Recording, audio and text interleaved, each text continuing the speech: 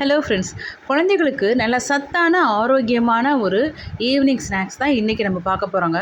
இது பைத்தம்பருப்பு புட்டு. இதில் உங்களுக்கு நெய்யோ எண்ணெயோ நம்ம சேர்க்க போகிறதில்ல. ஆவியில் வெந்தது தான். அதனால் குழந்தைகளுக்கு நீங்கள் கொடுக்கும்போது அவங்களுக்கு எந்த விதமான தேவையில்லாத பிரச்சனைகள்லாம் வரப்போகிறதில்ல.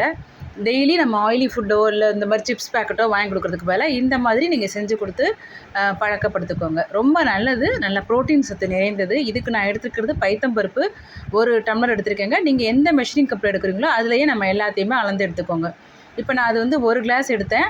இந்த மாதிரி தண்ணி ரொம்ப விடாமல் மிக்ஸி ஜாரில் போட்டு நல்லா 2 மணி நேரத்துக்கு அப்புறம், நல்லா 2 மணி நேரம் ஊறினதுக்கு அப்புறமா நீங்கள் அரைச்சி எடுத்துக்கோங்க.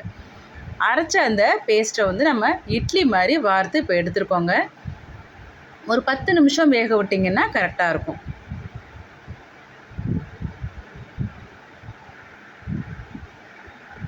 இப்போ நல்லா வெந்துருச்சு.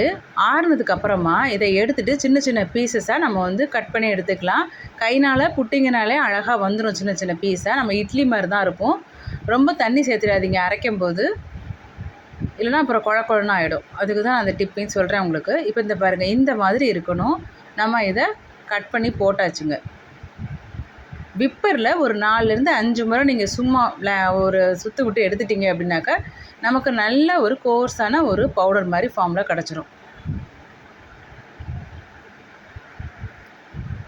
இப்போது நம்ம எடுத்த அந்த பருப்பு அளந்த கிளாஸ்லேயே 3/4 டம்ளர் நான் வெல்லம் எடுத்திருக்கேங்க. இதில் நம்ம வெள்ளை சர்க்கரையும் பயன்படுத்தலை. உங்கள்கிட்ட நாட்டு சர்க்கரை இருந்துச்சுனாலும் நீங்கள் பயன்படுத்திக்கோங்க. நான் கருப்பட்டி எது வேணாலும் போட்டுக்கலாம். நான் இன்றைக்கி வெல்லம் எடுத்திருக்கேன். அதுக்கு ஒரு 1/2 டம்ளர் மட்டும் தண்ணி ஊற்றிக்கோங்க. 1 கப் பாசிப்பருப்பு, 3/4 கப் வெல்லம், 1/2 டம்ளர் தண்ணிங்க.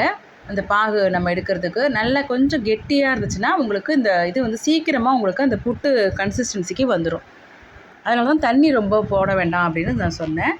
இப்போ இது நல்லா இப்போ தான் நான் அடுப்பில் ஏற்றுறேங்க. ஸ்டவ் மேலே வச்சுட்டு இப்போது நம்ம தேங்காய் நமக்கு எவ்வளோ தேவையோ, உங்கள் குழந்தைகளுக்கு விரும்புவாங்க நல்லா அப்படின்னாக்கா நீங்கள் நல்லா ஒரு 2 கைப்பிடி கூட போட்டுக்கலாம். நம்ம எடுத்துருக்க அளவு ஒரு 100 கிராம் இருக்கும்.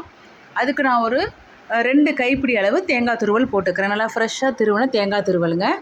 அப்புறம் ஏலக்காய் பொடி. இப்போ நான் வீட்டில் ஏலக்காய் பொடி எப்பவும் அரைச்சி வச்சுருப்பேன். அதில் நான் அதை போட்டுக்கிறேன். உங்கள்கிட்ட இல்லைனாக்கா நீங்கள் சும்மா 2 ஏலக்காவை தட்டிட்டு போட்டுக்கோங்க. இது சாப்பிட்றதுக்கு ரொம்ப நல்லா டேஸ்ட்டாக இருக்குங்க. குழந்தைகளும் விரும்பி சாப்பிடுவாங்க. நீங்கள் இதை அப்படியே புட்டு வடிவத்திலேயே நீங்கள் கொடுத்தாலும் ஓகே. அப்படி இல்லை அப்படின்னாக்கா நீங்கள் இதை பிடிச்சிட்டு கொழுக்கட்டை மாதிரியும் கொடுக்கலாங்க குழந்தைகளுக்கு. மறுபடியும்லாம் வேக வைக்கணுங்கிற அவசியம் இல்லை. ஏற்கனவே வெந்த பொருள் தான்.